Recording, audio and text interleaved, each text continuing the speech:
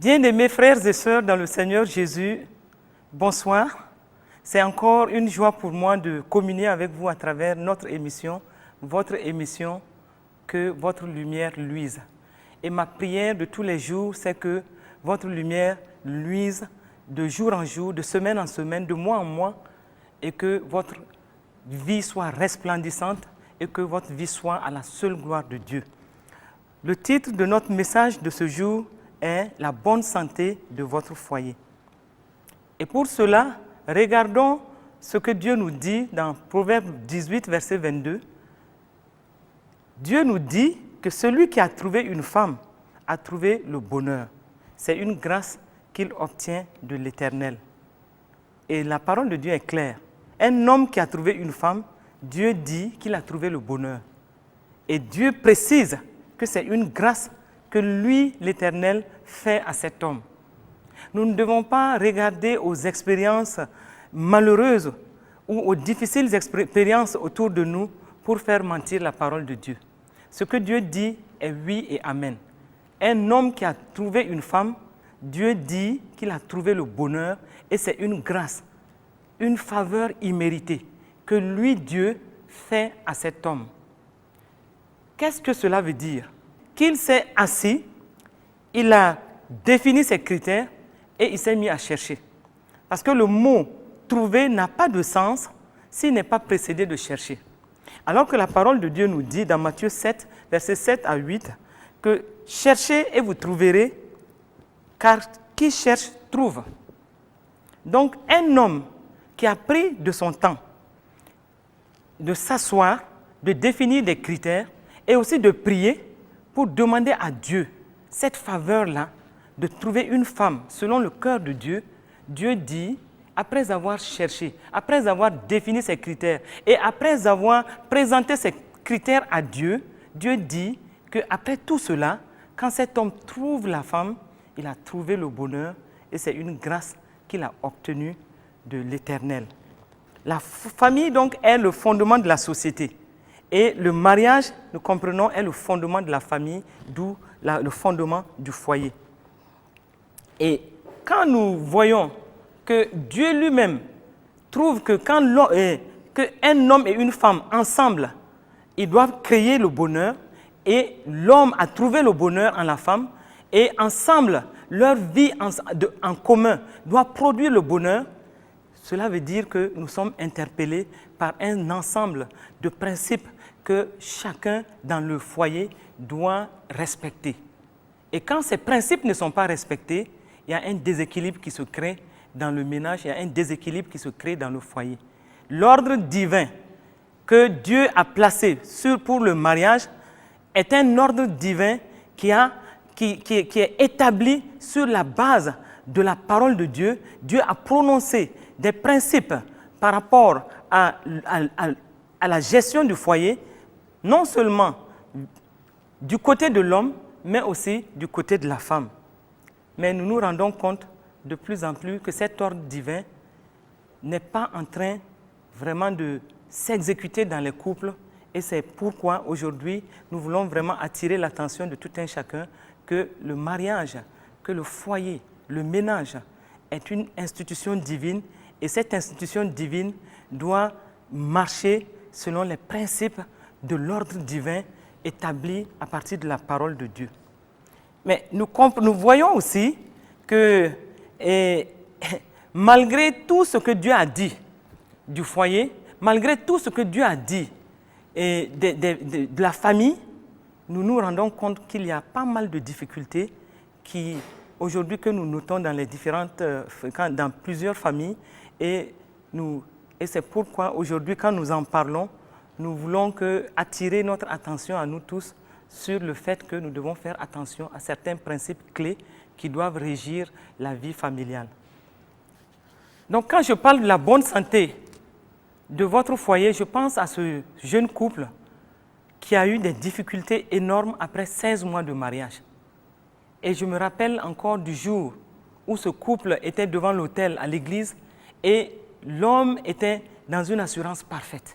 Il avait trouvé son bonheur.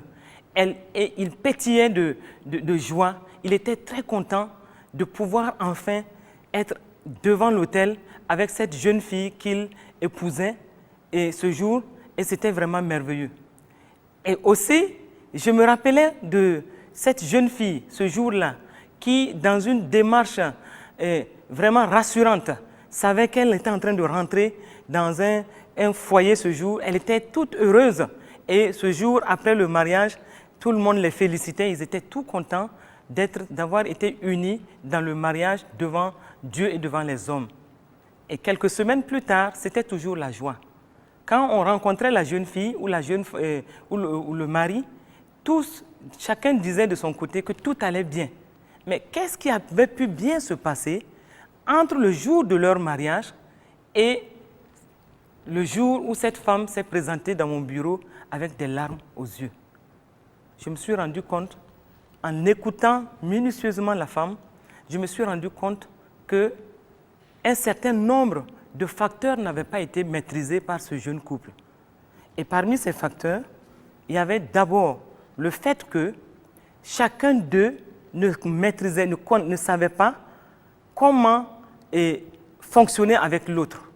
Parce que l'homme et la femme, autant ils sont différents sur le plan physique, autant ils sont différents par rapport même à leur mode de fonctionnement.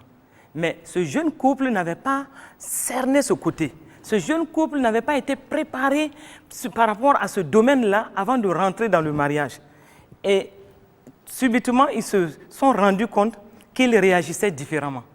Au moment où l'homme était pressé de conclure sur certaines situations, la femme voulait prendre le temps de lui expliquer de long en large la situation, de rentrer dans certains détails et de développer certaines émotions, certains sentiments par rapport à la situation. Et du coup, cela créait des petits problèmes entre eux. Quand j'ai pris le temps d'écouter la femme, je me suis rendu compte aussi que des illusions étaient tombées. Elle était devant une situation où elle ne croyait même plus en cet homme. Et pourquoi cela? Elle trouvait que l'homme ne prenait pas suffisamment de temps avec elle. L'homme ne prenait pas le temps pour l'écouter.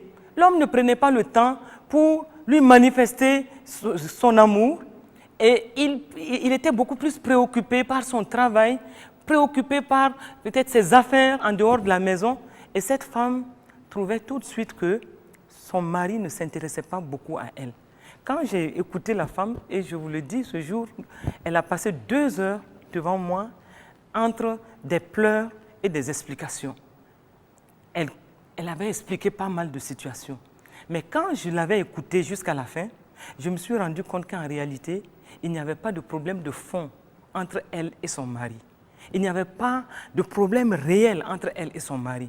Et quand j'avais voulu lui dire qu'en réalité, ma fille, il n'y avait pas de problème de fond entre toi et ton mari, tout de suite, elle avait trouvé que j'avais minimisé la situation qu'elle vivait. Et j'ai prié avec elle, mais 2 semaines plus tard, j'ai rencontré son mari qui était venu pour toute autre chose et j'en ai profité sans lui dire que j'avais parlé avec sa femme. J'en ai profité pour échanger un peu sur la vie de son couple.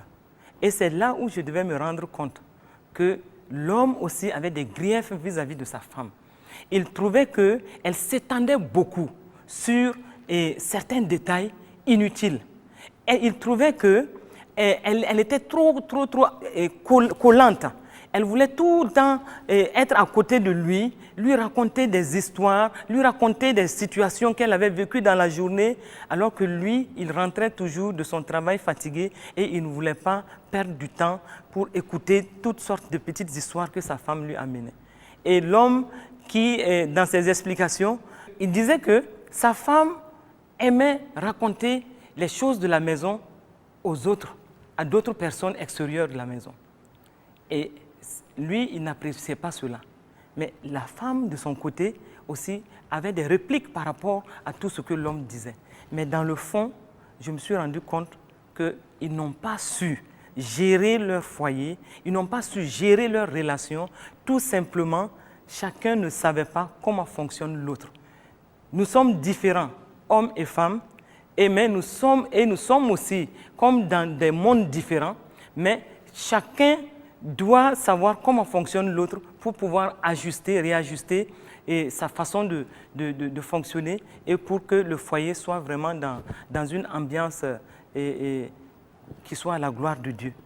Et quand j'ai continué à parler avec ce couple-là, j'ai dû me rendre compte que la femme était non seulement préoccupée par certains détails que l'homme trouvait inutiles, mais aussi, elle avait surtout trouvé que l'homme ne l'aimait pas suffisamment.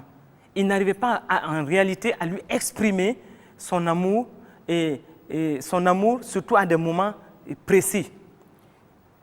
Et en poursuivant aussi, je me suis rendu compte qu'il y avait certains détails tels que l'homme trouvait que la femme commençait une histoire, elle racontait longuement une histoire, elle donnait tellement de détails et souvent elle sautait du coq à l'âne. C'est-à-dire qu'elle partait d'un sujet à un autre, à des moments précis, et son mari ne se retrouvait plus. Et il trouvait que c'était trop mesquin, trop de détails pour lui, et il ne s'en sortait pas. Voici en fait des petites situations qui étaient venues mettre le trouble dans ce foyer qui au départ était lancé pour être un foyer heureux. Donc la différence fondamentale entre l'homme et la femme, la différence dans notre mode de fonctionnement, si cela n'est pas compris entre un homme et une femme, cela deviendra une situation difficile à gérer. Alors que quand nous savons comment chacun fonctionne, quand l'homme sait comment la femme fonctionne, la femme est surtout fixée sur des détails. Quand nous prenons tout de suite une situation, un problème qu'on présente à un homme et à une femme dans un couple, nous allons nous rendre compte tout de suite que l'homme va être plutôt intéressé de l'allure générale du problème et de la conclusion qui est rapidement tirée par rapport à la situation. Et quelle est la solution qui est donnée à ce problème? Mais la femme, elle, par contre, elle va plutôt être axée sur des petits détails liés à ce problème et elle va vouloir raconter tout ce qui s'est passé dans ce problème avec certains détails que l'homme trouvera inutiles, mais certains détails qui sont importants pour elle. Et elle va s'attacher plus à un côté émotionnel, à un côté sentimental de la chose. Elle va vouloir montrer jusqu'à quel point le problème affecte la famille, affecte leur relation avec d'autres. Mais l'homme, lui, il est plutôt intéressé de voir de façon générale quelle est la situation et quelle est la conclusion qu'on tire de tout cela et quelle est la solution en fin de compte. Donc, voici une situation où on aura deux réactions différentes. L'homme réagira parce qu'il est homme dans une certaine direction et la femme va réagir aussi par rapport à ses sentiments de femme, ses sentiments émotionnels. Elle va vouloir s'attacher plus au côté affectif de la chose, alors que l'homme va être beaucoup plus rationnel. Il va vouloir qu'on lui dise tout de suite qu'est-ce qu'on a fait de ce problème, quelle est la solution. Et ça, souvent, c'est des points qui viennent et qui créent des petites difficultés relationnelles entre un homme et une femme. Et quand j'ai examiné aussi la situation de ce couple-là, je me suis rendu compte que d'autres détails, tels que quand je lui pose un problème, il ne me donne pas tout de suite une solution. C'est ce que la femme disait de l'homme.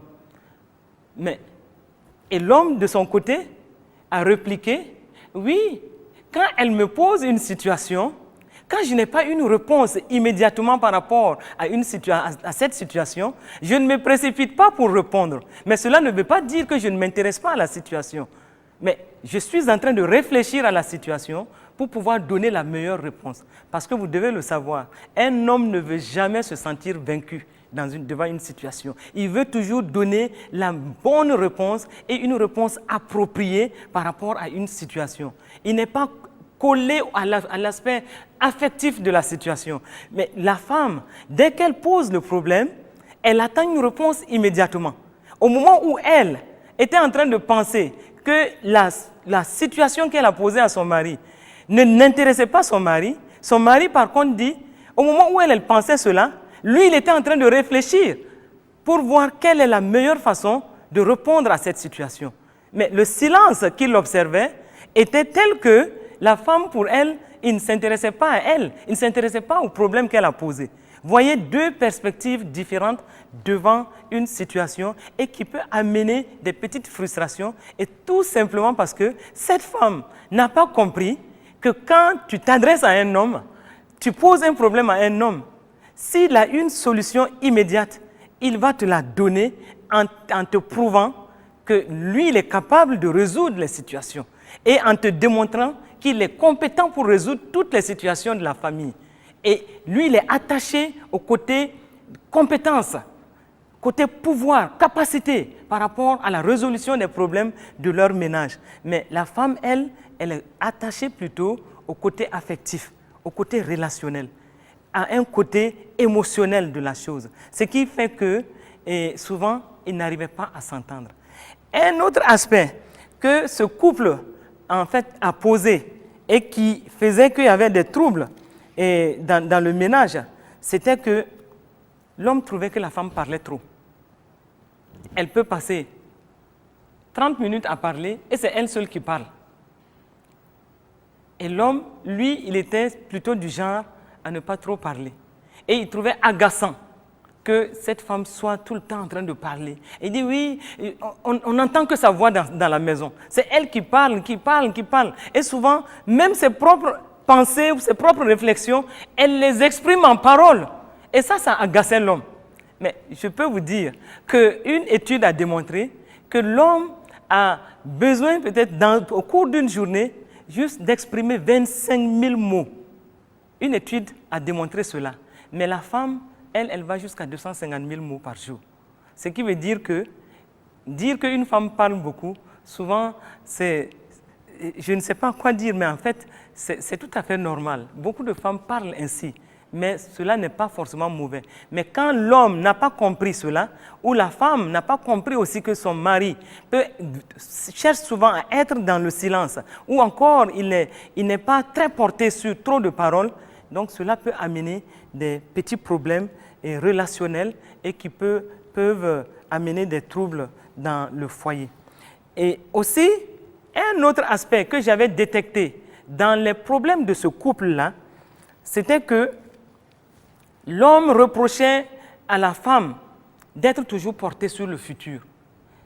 Et ce jeune homme disait que sa femme était toujours en train de parler des choses, des mois à venir. Elle n'était pas focalisée sur ce qui doit se passer dans la journée, ce qui doit se passer dans le mois, mais elle était toujours portée sur les choses du futur. Mais là aussi, nous comprenons que ça, c'est l'homme. Il veut s'occuper de ce qui est présent. Et généralement, des hommes vous diront, bon, le lendemain se suffira à lui-même. Mais la femme, elle est plutôt préoccupée sur des choses de l'avenir. Comment cette situation se passera dans l'avenir? Comment les enfants seront traités dans l'avenir par rapport à tel aspect de la vie familiale? Et du coup, on se retrouve là face à des petits problèmes que peut-être on ne sait pas gérer. Et si aussi on ne sait pas de chaque côté répondre bien à l'autre, tout en comprenant bien comment chacun réagit, ça devient une situation de trouble dans les relations, dans les familles. Et quand cela n'est pas traité rapidement, cela peut amener des problèmes difficiles à gérer. Et la femme disait ceci, l'homme ne lui donne pas trop d'explications sur certaines situations qu'il vit. Et elle trouvait que son mari ne lui faisait pas confiance. Pourquoi il ne m'explique pas tout ce par quoi il passe? Et quand j'ai écouté l'homme, et l'homme par contre dit, je n'ai pas besoin d'expliquer à ma femme tout ce que je traverse dans la journée. Je n'ai pas besoin de lui amener tous les problèmes de mon bureau. Et souvent, quand elle me voit en train de réfléchir, souvent elle vient, elle perce mon temps de silence là, elle vient, elle veut coûte que coûte que je lui dise ce qui se passe, que je lui explique tout ce que j'ai vécu dans la journée. Et l'homme me dit, oui, je lui ai toujours dit que je ne peux pas lui dire tout ce que j'ai vécu dans la journée. Alors que la femme, elle, comme elle travaillait aussi, quand elle rentrait le soir, elle était pressée de rencontrer son mari et de lui expliquer tous les détails de la journée. ce qu'elle a vécu dans la journée, les rencontres qu'elle a faites dans la journée, et elle était même capable de dire les noms des personnes qu'elle a rencontrées, des gens qu'elle ne connaissait pas, mais qu'elle a rencontrés dans la journée, en donnant des détails au mari, et le mari trouvait que tout cela était inutile pour elle. Mais elle, c'était important, parce que, comme je l'ai dit tantôt, c'est le côté affectif de la chose. Elle est liée à ce côté affectif. Elle est portée sur ce côté émotionnel. Elle est portée sur ce côté sentimental et relationnel. Mais l'homme, c'est la compétence. L'homme, c'est le pouvoir, c'est la capacité. Et il veut toujours qu'on lui laisse le temps de démontrer qu'il est capable de faire les choses correctement et il ne veut pas être bousculé dans certaines démarches qu'il entreprend. Donc, nous comprenons que chacun doit tenter au mieux, pour la bonne santé de notre foyer, chacun doit tenter au mieux de comprendre comment l'autre fonctionne, de comprendre comment l'autre réagit. D'abord en tant qu'homme ou femme, comment il réagit. Quand j'ai écouté ce jeune couple, j'ai entendu un moment, l'homme me disait, « Ah, elle est toujours en retard. Quand nous devons aller à l'église, souvent je suis prêt 30 minutes avant elle et je dois l'attendre. Et souvent, cela m'irrite et j'arrive à l'église toujours un peu irrité. Et depuis les 16 mois que nous sommes ensemble, cela ne change pas. » Oui, ça, nous constatons que ça, c'est le mal souvent de certaines femmes qui sont tout le temps en retard. Leurs maris attendent souvent dans la voiture, prêts, ils sont là, et souvent d'autres, certains maris attendent tellement qu'ils deviennent un peu irritables. Ils commencent à siffloter ou à montrer des signes d'irritabilité parce qu'ils attendent trop longtemps la femme. Et là, la femme doit faire l'effort, doit fournir un effort d'être prêt, peut-être faire l'effort donc de se préparer et d'être prêt à temps pour que cela ne constitue pas des petits problèmes, des petits troubles qui viennent affecter la vie de leur ménage. Et un homme disait aussi ceci, qu'il aime tout chez sa femme, sauf quand ils sortent ensemble pour aller faire des courses. Parce qu'on achète différemment. L'homme ou la femme, nous achetons différemment. Un homme, quand il arrive dans un magasin, il va aller tout droit sur l'article qu'il veut acheter et il va s'intéresser strictement à l'article qu'il veut prendre. Et souvent, il ne perd pas du temps pour prendre cet article-là. Et il va tout de suite régler cela et puis partir. Mais une femme qui arrive dans un magasin, elle va prendre tout son temps. Non seulement pour regarder l'article qu'elle veut acheter, mais elle va prendre tout son temps pour regarder d'autres choses. Et souvent, elle n'achète pas directement l'article qu'elle veut prendre. Elle va aller regarder dans d'autres magasins pour voir est-ce qu'elle ne trouvera pas le même article, peut-être un peu moins cher. Et moins cher ici, c'est quoi? Peut-être une différence de 100 francs CFA ou avec une différence de 200 francs CFA.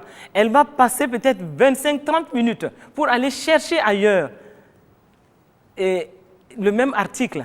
Et cet homme, quand il se plaignait de sa femme, lui disait qu'il aime tout chez sa femme, sauf aller avec elle dans un magasin pour acheter des articles. L'homme et la femme achètent différemment. Et nous devons le comprendre. Quand un homme n'est pas patient pour attendre sa femme dans toutes ses façons de faire, quand il s'agit d'acheter un article, et le mieux, c'est de la laisser partir seule faire ses achats et que lui aussi il fasse ses achats à part, mais qu'il puisse se retrouver après. Mais la femme viendra encore, comme les femmes aiment le faire, venir expliquer à son mari comment elle a acheté tel article, comment elle a discuté avec le vendeur, comment ils ont fini par s'entendre et comment elle est partie dans un autre magasin, aller voir le même article et comment elle est revenue encore dans le premier magasin pour finalement acheter le même article-là. Et cela requiert beaucoup de patience chez les hommes et je peux dire que souvent ce n'est pas très facile. Les hommes ne veulent pas toujours se donner du temps pour écouter tout cela, mais il faut comprendre une chose, les femmes ont besoin qu'on les couvre d'attention. Les femmes ont besoin qu'on les couvre régulièrement d'affection et aussi qu'on leur montre qu'on les aime à travers l'écoute attentive. Et même qu'elles veulent que souvent elles ne cherchent pas une solution. quand elles racontent des histoires, certaines situations à leur mari. Elles ne cherchent pas auprès de lui une solution. Elles veulent tout simplement que leur mari prenne de son temps pour les écouter. Et ça vient...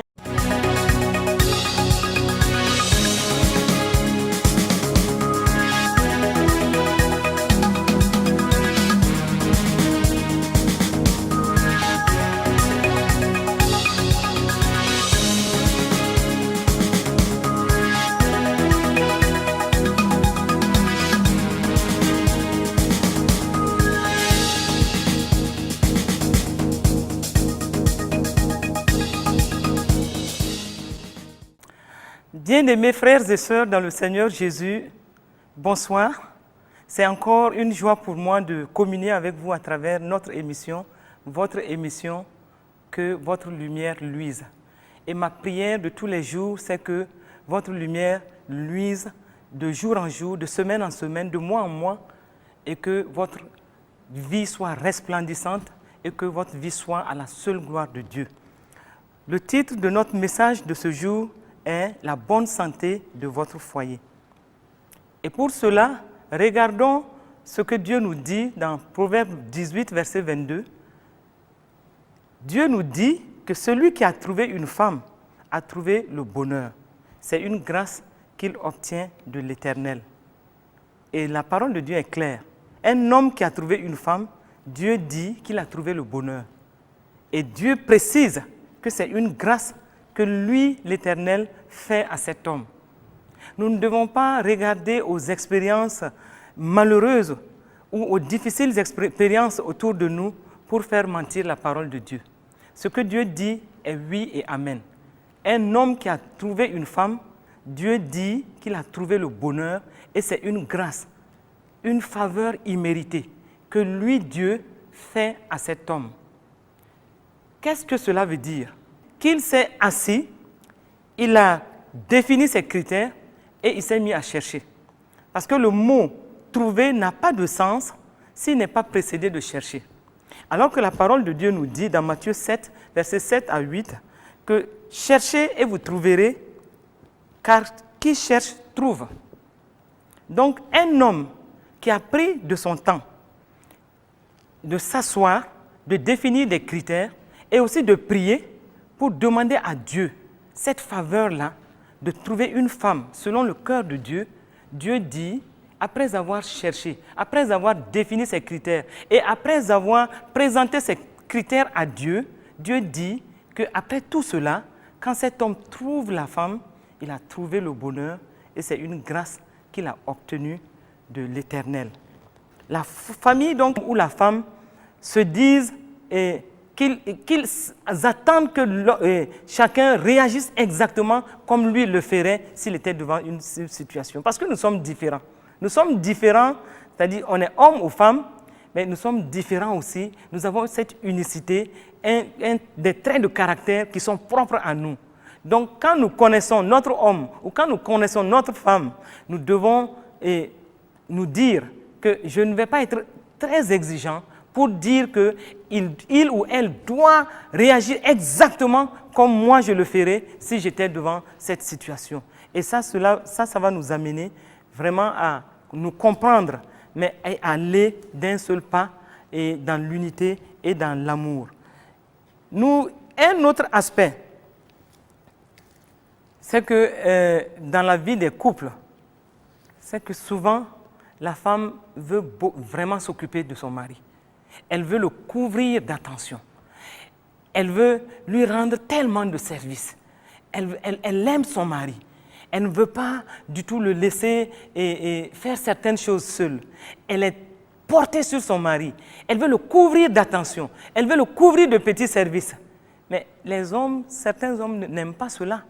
Certains hommes ne veulent pas que leur femme soit en train de s'affairer trop autour d'eux.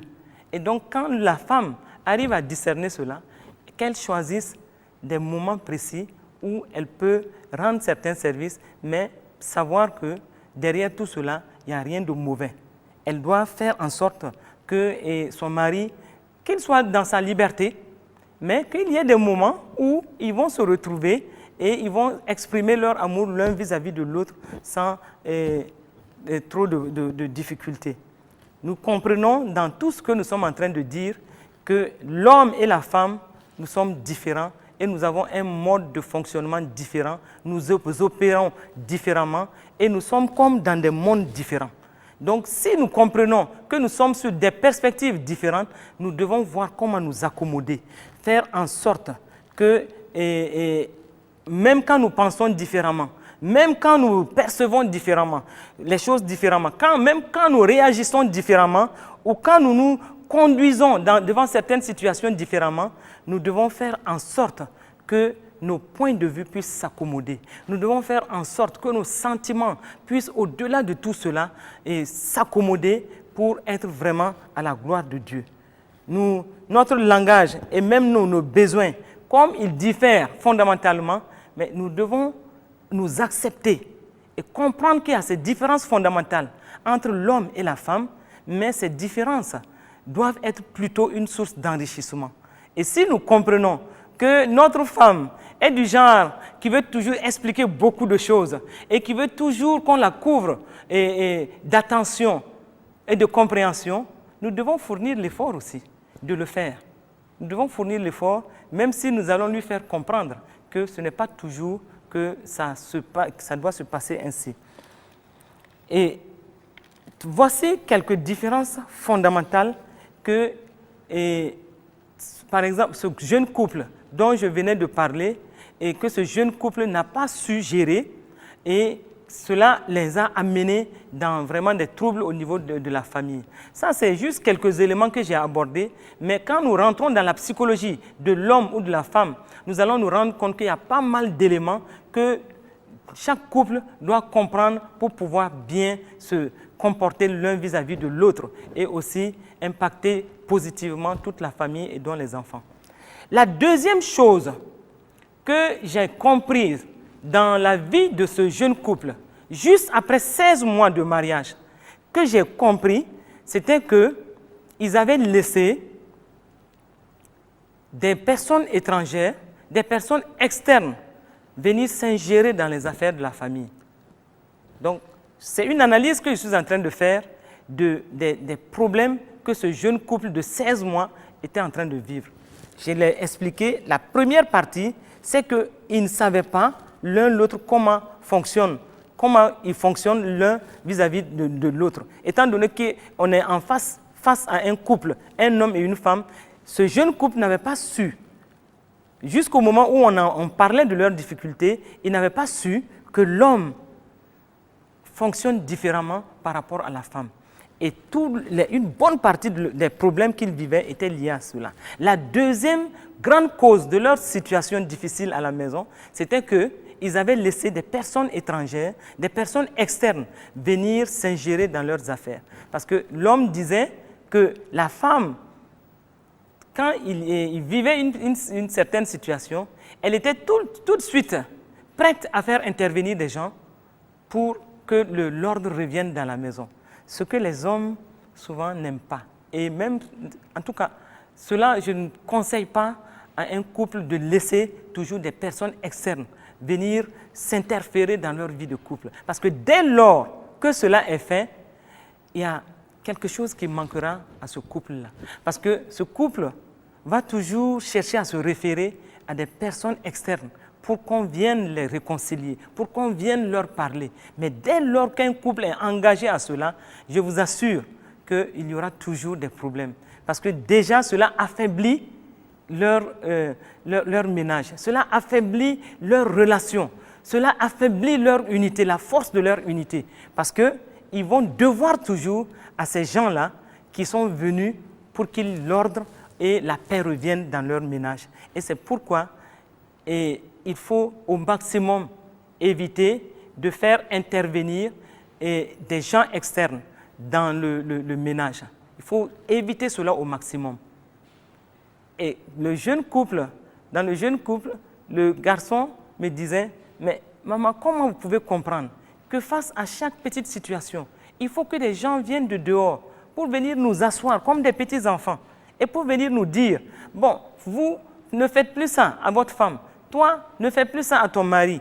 Que dès lors que les choses se passaient ainsi, l'homme me faisait savoir que finalement, cela avait brisé toute la confiance vis-à-vis de sa femme. Et il était devenu méfiant vis-à-vis de sa femme. Imaginez-vous, 16 mois, juste 16 mois de vie en commun, et c'était devenu difficile, c'était devenu invivable dans ce jeune couple-là. Et donc, ce côté doit être maîtrisé. Quand un couple est dans une certaine difficulté, moi je crois qu'il est possible, surtout en tant qu'enfant de Dieu, de prendre la parole de Dieu et de s'asseoir autour de la parole de Dieu et de faire en sorte que la parole de Dieu soit le fondement de la famille. De faire en sorte que la parole de Dieu vienne amener l'unité, amener la réconciliation. Et en se fondant sur la parole de Dieu, il va de soi que l'ordre revienne dans la maison. Et Dieu se plaît en ce moment à voir les gens, les couples, s'asseoir ensemble et veiller au bonheur qu'ils doivent protéger et veiller à la vie du couple, mais en se fondant sur la parole de Dieu. Et je crois que cela est possible. Et ça, c'était vraiment le deuxième grand point que ce couple avait mentionné, surtout l'homme avait mentionné, et qui n'était pas du tout de nature à faciliter la confiance, à faciliter l'amour dans le couple. La troisième chose que j'avais remarquée dans ce couple-là, que je prends aujourd'hui comme une étude de cas, c'était que, compte tenu de cette première partie, ils n'ont pas su gérer leur relation. Chacun n'a pas su comment opérer vis-à-vis de l'autre, comment faire vis-à-vis de l'autre. Parce que l'homme ne savait pas le mode de fonctionnement de la femme, il n'était pas édifié par rapport à qui est la femme et comment une femme se comporte généralement dans les grands traits. Il ne savait pas cela. La femme aussi ne savait pas qui est l'homme et comment il se comporte de façon générale. Après, cela est suivi de l'ingérence des personnes externes dans la famille. La troisième partie que j'ai constatée, c'était qu'ils se sont laissés et ces deux premiers problèmes ont fait en sorte que leur amour a pris un grand coup. Deux enfants de Dieu qui sont en couple, mais qui, à un moment, chacun était rempli de ressentiment vis-à-vis de l'autre. Et chacun se demandait, est-ce que ce couple doit continuer? Après juste 16 mois de mariage, chacun se posait des questions sur la suite de leur mariage. Chacun se demandait, est-ce que encore ça valait le coup de continuer à vivre ensemble? Ça, j'avoue que c'était difficile à comprendre et c'était difficile aussi à appréhender. Parce que qu'est-ce que la parole de Dieu nous dit? En étant conscient de ce que la parole de Dieu nous dit, étant donné que nous devons nous fonder strictement sur la parole de Dieu, ne serait-ce que pour l'amour de Dieu qui est répandu dans notre cœur par le Saint-Esprit, comme Romains 5,5 le dit, l'espérance ne trompe point. L'amour de Dieu a été répandu dans notre cœur par le Saint-Esprit dès que nous sommes devenus enfants de Dieu. Ici, nous sommes devant la situation de deux enfants de Dieu. Si l'amour a été répandu dans notre cœur par le Saint-Esprit, il est dit dans Galates 5, verset 22, que le fruit de l'Esprit, c'est l'amour, la joie, la paix, la patience, la bonté, la bénignité, la fidélité, la douceur, la tempérance. Si le fruit de l'Esprit, c'est tout cela, chacun d'eux est censé avoir tout cela en lui. Et si chacun d'eux est censé avoir tout cela en lui, ça veut dire que l'amour agapao, l'amour qui coule selon le cœur de Dieu, doit les animer et faire en sorte que les deux premières situations, le mode de fonctionnement de l'un et de l'autre, et même l'ingérence des personnes externes de la famille, tout cela ne devait pas les amener à une faiblesse dans leur amour l'un pour l'autre. Pourquoi je dis cela? Parce que la parole de Dieu nous dit, dans 1 Corinthiens 13, 4 à 8, que celui qui aime est patient. Celui qui aime est patient. Donc l'homme doit être patient vis-à-vis de sa femme, et la femme aussi doit être patiente vis-à-vis de l'homme. Et il sait attendre son cœur est largement ouvert aux autres. Et je lis cela dans la version parole vivante, le Nouveau Testament, version parole vivante. Et il est serviable, plein de bonté et de bienveillance. Donc celui qui aime doit être serviable, il doit être plein de bonté, il doit être plein de bienveillance. Aussi, il doit chercher à être constructif. Donc devant les situations, il doit se plaire à faire du bien. L'homme doit se plaire à faire du bien à sa femme, la femme doit se plaire à faire du bien à son mari. Et il est dit que l'amour vrai n'est pas possessif. L'amour vrai n'est pas possessif. Il ne cherche pas à accaparer. Donc, un homme qui aime sa femme, selon le cœur de Dieu, il ne doit pas chercher à accaparer sa femme. Il ne doit pas chercher, il doit être constructif. Il ne doit pas être possessif. Vice-versa. Cela est valable pour l'homme comme pour la femme.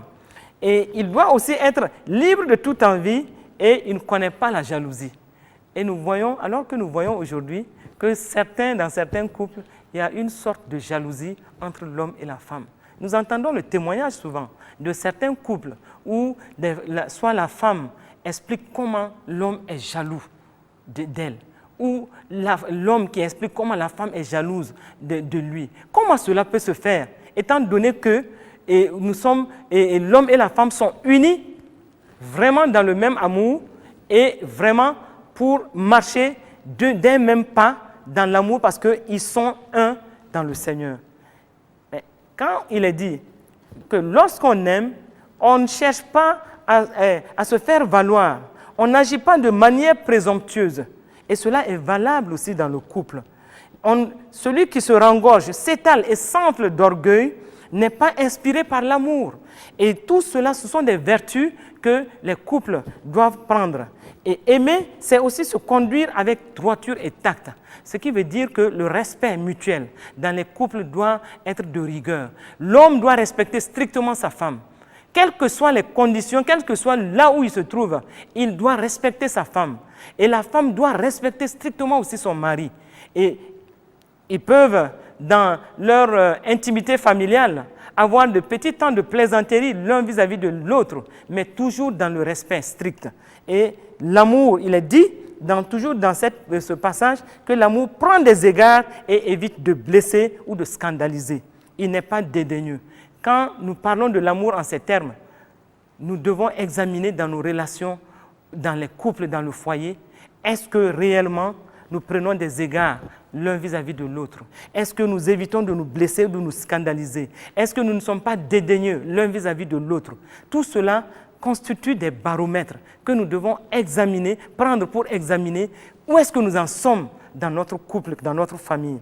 Et il est dit, celui qui aime ne saurait agir à la légère ou commettre des actes inconvénients. J'entendais le témoignage de cet homme qui, vraiment, devant le public, aimait humilier sa femme. Il l'aimait, et c'était comme des petites comédies autour de sa femme, mais qui la vilipendait, qui la minimisait. Et ceux qui étaient autour étaient gênés d'entendre cet homme-là parler de sa femme de cette façon. Et réellement, nous voyons que ça, ce n'est pas de nature à amener de bonnes relations. Sa femme était toujours renfrognée, elle était toujours sur le qui-vive. Elle ne savait pas quand est-ce que son mari allait faire encore ces sortes de jeux vraiment qui la vilipendaient, qui la minimisaient et qui la ratatinait. Il est dit aussi, toujours dans ce passage, aimer, c'est ne pas penser d'abord à soi, chercher son propre intérêt ou insister sur ses droits. Et nous recommandons que dans le couple, que l'homme ne cherche pas d'abord ses intérêts, qu'il ne cherche pas d'abord ce qui est de son droit, mais qu'il s'intéresse plutôt à sa femme parce qu'il doit aimer sa femme comme il s'aime lui-même. Il ne doit pas s'irriter. Il ne doit pas se montrer qu'il est irritable vis-à-vis de sa femme et il ne doit pas s'aigrir contre sa femme et il ne doit pas être susceptible pour souvent des petites situations qui n'en valent pas la peine. Souvent, nous voyons que dans des couples, l'un ou l'autre devient susceptible et cela amène des ressentiments dans les cœurs. Et des ressentiments, ils évoluent vers l'amertume. Et souvent, des couples sont remplis d'amertume. Ils vivent ensemble, mais en réalité, chacun vit de son côté. pour la bonne santé de votre foyer, on doit éviter la susceptibilité, on doit aimer réellement l'autre, ne pas méditer le mal vis-à-vis de l'autre, ne pas soupçonner le mal aussi chez les autres. Et si on subit des torts, qu'on n'en garde pas rancune. Et là, cela nous amène à parler du pardon dans les couples. Pour la bonne santé de votre foyer, je crois que nous ne pouvons pas passer outre. Nous ne pouvons pas finir cette tranche sans parler du pardon, qui est essentiel, qui est clé dans le foyer. Le pardon qui est basé sur l'amour sincère et véritable, sur l'amour agapao, et le pardon qui va permettre au couple d'être toujours dans l'amour selon ce que Dieu veut. Une femme s'était levée un jour, alors que c'était une femme qui priait beaucoup, mais elle s'était levée un jour, elle était mécontente toute la journée, et quand son mari avait cherché à comprendre pourquoi elle était mécontente, elle a rappelé à son mari, mais écoute, toi tu as oublié, hein, mais moi je n'ai pas oublié. Ça fait 7 ans, jour pour jour. C'est le 7e anniversaire du jour où tu m'as trompé avec cette autre femme. Elle comptait depuis 7 ans, elle n'avait pas oublié que son mari lui avait fait du mal. Alors que son mari disait qu'il lui avait pourtant demandé pardon. Il lui avait demandé pardon et elle avait même dit avoir pardonné. Mais comment ça se fait que 7 ans plus tard, elle exprime que c'était le 7e anniversaire du jour où son mari l'avait trompé avec une autre femme. Et en le disant, elle lui avait montré même la chemise. Elle avait gardé la chemise que l'homme avait portée le jour où il l'avait trompée avec cette autre femme. Et elle avait sorti cette chemise pour montrer à son mari et pour lui dire que tu vois, c'est cette chemise même que tu portais ce jour-là. Donc elle n'avait non seulement pas oublié, mais elle n'avait pas en réalité pardonné. Et il y a beaucoup de couples, malheureusement, où vraiment soit l'homme ou soit la femme n'a pas pardonné pour l'une ou l'autre situation. Et cela a perduré, cela est resté pendant longtemps. Mais cela mine, c'est ce que je veux vous dire. Tant que cela n'est pas pardonné, sincèrement, tant que cela n'est pas pardonné et jeté en arrière pour que le couple continue correctement, sachez une chose, vous êtes en train de miner votre foyer. Et pour la bonne santé de votre foyer, vous avez intérêt à vous pardonner mutuellement, quelle que soit, je dis bien, quelle que soit la situation, puisque Dieu lui-même vous a pardonné pour que vous soyez là où vous êtes. Vous avez le devoir, selon la parole de Dieu, c'est même un devoir, une obligation de vous pardonner pour que le couple puisse continuer et de la meilleure façon. L'amour, selon la parole de Dieu, dans 1 Corinthiens 13, toujours 4 à 8, il est dit que l'amour couvre tout. L'amour souffre, endure et pardonne. Donc, nous avons le devoir, quelle que soit la situation, de nous pardonner. Quelle que soit la situation, de passer outre les fautes que notre mari ou notre femme a commises, mais d'aller de l'avant dans l'amour de Christ. Et nous devons nous faire confiance et attendre toujours le meilleur l'un de l'autre. Si nous attendons le meilleur l'un de l'autre, le Seigneur se plaira à déverser sa bénédiction dans notre foyer. Nous avons intérêt à ce que notre foyer se porte bien. Nous avons intérêt à ce que notre foyer soit dans une santé parfaite. Et quand notre foyer est dans une santé parfaite, les enfants sont aussi dans une bonne ambiance familiale. La famille doit être une sorte de arche de sécurité, non seulement pour l'homme, mais pour la femme, mais aussi pour les enfants. Et l'amour, si nous vivons l'amour selon ce que Dieu dit de l'amour, ce n'est pas l'amour sentimental, non. L'amour qui coule du cœur de Dieu, le vrai amour agapao. Si un couple est fondé sur cet amour, il n'y a rien qui puisse les arrêter. Même quand ils ne savent pas comment fonctionner l'un vis-à-vis de l'autre, mais cet amour agapao va venir transcender toutes ces situations et donner à cette famille-là une joie parfaite. Même quand des personnes extérieures vont venir s'ingérer dans la vie de la famille, quand il y a l'amour agapao, je vous assure que rien ne va arrêter cette famille et cette famille sera un joyau, un endroit où Dieu se plaira à déverser sa bénédiction. Quand tout va bien dans votre foyer, quand votre foyer est dans une direction d'amour et soutenu par l'amour, fondé sur l'amour, je vous assure, chaque membre de la famille a l'occasion de se bâtir. Non seulement chaque membre de la famille a l'occasion de se bâtir, mais chaque membre de la famille devient une bénédiction pour les autres. Et c'est en cela que Dieu se plaît vraiment à nous donner tout ce qu'il veut. Sachons aussi apprécier ce que l'autre fait. Ça aussi, c'est un autre signe d'amour. Sachons apprécier notre conjoint. Surtout, les hommes aiment qu'on les apprécie. Ils aiment qu'on apprécie ce qu'ils font, qu'on les félicite pour ce qu'ils font. Et ce que nous savons, c'est qu'il y a des femmes souvent qui ne savent jamais apprécier. Et tout ce que leur mari fait, elles vont trouver que c'est normal. C'est le chef de famille, c'est l'homme de la maison, il doit le faire. C'est une obligation pour lui de le faire. Mais non, tout ce qu'il pose comme geste d'amour, tout ce qu'il pose, même dans le cadre de ses responsabilités familiales, nous devons, en tant que femmes, reconnaître cela, le féliciter et l'encourager pour qu'il puisse faire encore mieux et qu'il puisse mieux porter ses responsabilités de père de famille. Et aussi, un autre fait, souvent que nous oublions de gérer les compliments. Et ce soir, je vais encourager chacun à complimenter soit son mari ou sa femme. Faites des compliments à votre mari, faites des compliments à votre femme. Et cela va amener la joie dans la famille. Cela va renforcer la santé de votre foyer. Sachez faire des compliments quand il le faut. Quand votre mari est bien habillé, ayez le courage et la joie de lui dire « Mon cher mari, aujourd'hui tu es vraiment bien habillé. » Et vous allez voir qu'il va sourire. Même s'il ne te dit pas qu'il aime cela, mais en fait, ça lui apportera de la joie, un baume dans son cœur. Quand votre femme aussi est bien habillée, il faut savoir la complimenter. Il faut savoir lui dire qu'elle est belle. Dans tous les cas, c'est parce qu'elle est la plus belle pour toi que tu l'as épousée. C'est parce qu'elle est la meilleure pour toi que tu l'as épousée. Tu l'as épousée parmi peut-être des milliers d'autres femmes. Donc, sachez lui dire qu'elle est belle. Sachez lui dire qu'elle est bien habillée. Sachez la complimenter. Et quand vous savez complimenter, vous complimentez l'un ou l'autre, cela va transformer l'atmosphère de votre couple, cela va transformer l'atmosphère de votre foyer et cela va renforcer la santé de votre foyer. Une femme expliquait que malgré tout ce qu'elle faisait, elle se coiffait bien, elle s'habillait bien et elle s'était rendue compte que son mari était rare en compliment. Il n'arrivait jamais à lui dire « tu es bien habillé ». Et souvent, elle se plaisait à s'habiller bien, à faire même comme un défilé de mode devant lui, tout en espérant pouvoir arracher de cet homme de petits compliments. Mais jamais.